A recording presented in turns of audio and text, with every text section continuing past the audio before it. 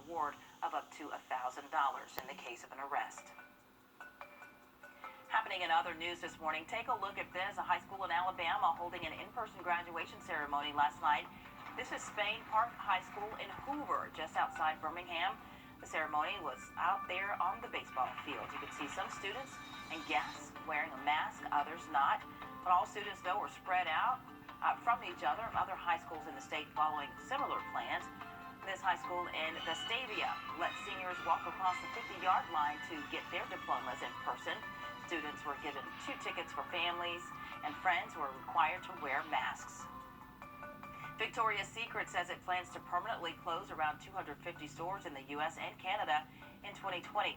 So its parent company, L Brands, which also owns Bath & Body Works, says it plans to permanently close 50 of its stores. This comes just one day after Pier 1 Imports announced plans to shutter all of its remaining locations, and 2 days after JCPenney unveiled it would close 242 stores. To Florida now, where Miami Beach is... Now, Wjbf sports coverage you can count on.